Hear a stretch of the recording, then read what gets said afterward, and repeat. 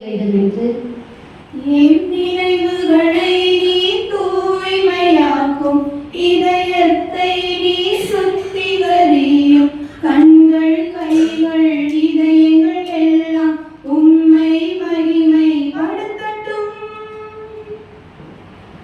நான் உன்னை ஆசீர்வதித்து உன் பேரை பெருமைப்படுத்துவேன். இன்றைய வேத வார்த்தையின்படி என் பள்ளியை வழிநடத்தும் தாளாளர், தலைமை அன்னை, அருள் சகோதரிகள், ஆசிரியர்கள், அலுவலகம் மற்றும் இதர பணியாளர்கள் அனைவரையும் உம்மிடம் ஒப்புக் கொடுத்து அவர்கள் முழு நம்பிக்கையுடன் எடுக்கும் ஒவ்வொரு செயல்களையும் ஆசீர்வதித்து வழிநடத்தி வாழ்க்கையில் மென்மேலும் நலமும் வளமும் பெற்று சிறந்து விளங்கிட வேண்டும் என்று என் நினைவுகளை நீ தூய்மையாக்கும், இதயத்தை நீ சுத்திகரியும், கண்கள் கைகள் இதயங்கள் எல்லாம் உம்மை மகிமைப்படுத்தட்டும்.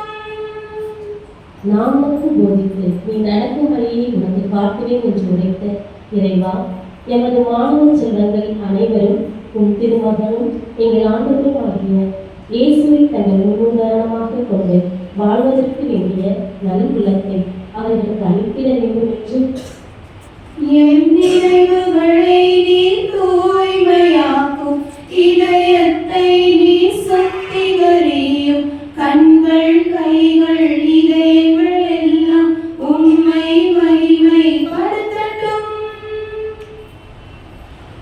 உண்மையாய் தம்மை நோக்கி மன்றாடும் யாவருக்கும் அண்மையில் இருக்கும் ஆண்டவராகிய எம் இறைவா, வெகு நாட்களாக நடைபெற்று வரும் இஸ்ரேல் பாலஸ்தீன போர் முடிவுக்கு வரவும், உலக நாடுகளிடையே அமைதி நிலவவும், இயற்கை சீற்றங்களினால் பாதிக்கப்பட்டு கொண்டிருக்கும் உம் மக்கள் அனைவரையும் நீர்தாமே உம் கரத்தில் ஏந்தி அவர்களின் துயர் துடைக்க வேண்டுமாய் உம்மை இறைஞ்சி கேட்கின்றோம். மேலுமாய்